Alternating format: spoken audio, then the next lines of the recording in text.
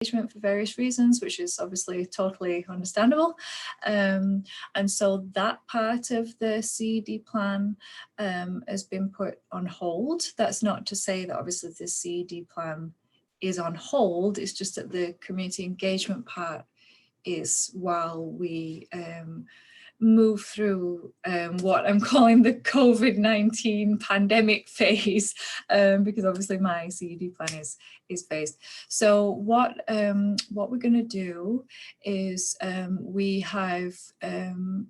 we spoke to the rural dividend before the committee of the whole, because obviously we felt that this probably was quite likely to request for the extension sort of paperwork.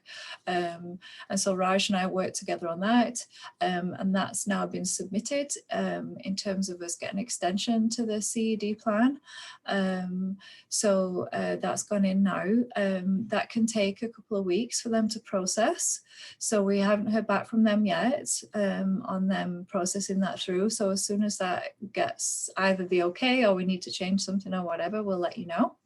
And in the meantime, I'm just working on a revised work plan for what my current sort of work is going to look like. So what I'm proposing is that I will begin to work on the draft sort of CED plan framework based on all of the information that I've already been gathering, because obviously we have a lot of information. Because we've already done a lot of work in engagement with the Bowen community in the past, we've got a lot of that information. As you saw from the findings report, we've got a lot of baseline data already. So I can start to put together a draft framework based on some of the information that we've got. We're already doing some level of engagement through the business Zoom meetings that we're doing right now. And there's a lot of information coming forward from our community. So I can start to put that together with a view to us then being able to feed in the public engagement phase when it's appropriate. And so we can then come back to council, you know, at a more appropriate stage to say, what do you think about us starting up the engagement phase? So that's what I'm just starting to draft just now with in terms of the work plan and what that looks like. Again, I'm working with Raj on that. Because I think at the moment, because obviously we know that COVID is quite changeable and it can change the way that we work, I'm only going to do my work plans for a sort of 3 to 4 month period, and then I will reassess where we're at as a community so that I can make sure that my work plan is responsive based on what's happening within the community, because the last thing I want to do is to write a work plan for the next sort of 12 months and then it becomes, redundant or inappropriate based on what's actually happening out in the community. So that's my plan for the CED plan moving forward. So as soon as I've got that together and Raj is happy with what I'm forecasting, then obviously I'm going to share that with you guys so that you can see what my plan is and you can share your thoughts on whether you're comfortable with what I'm doing. And the same with moving that forward with the rural dividend and council as well.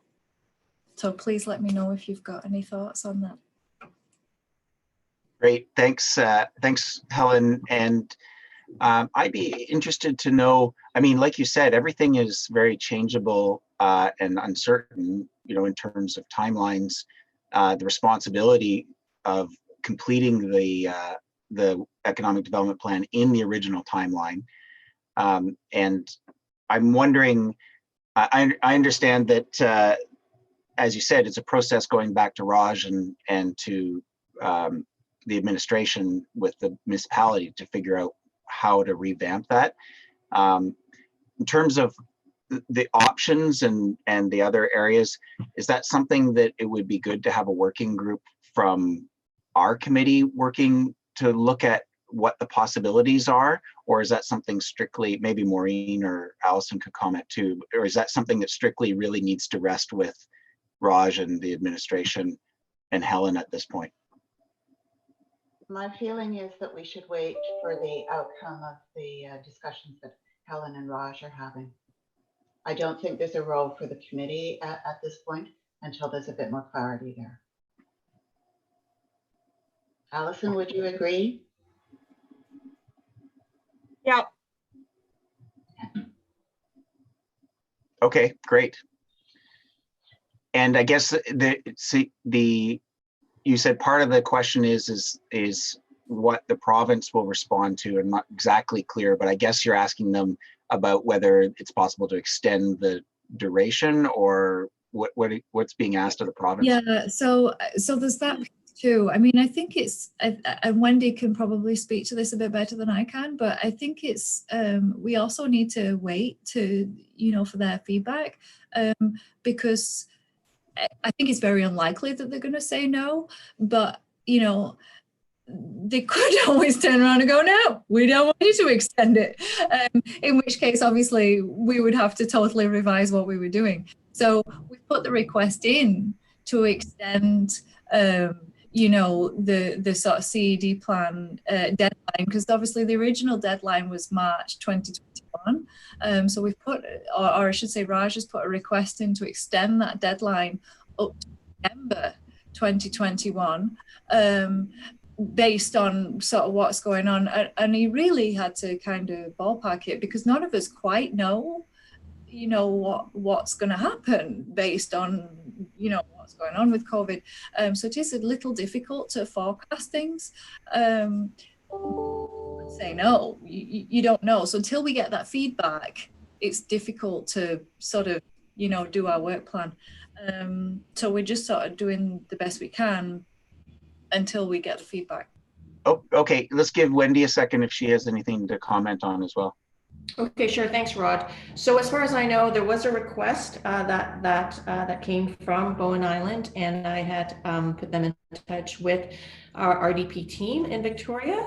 And so I believe there have been communications. I'm not sure in terms of whether there has been an official response from Victoria yet, but they are aware of this extension request.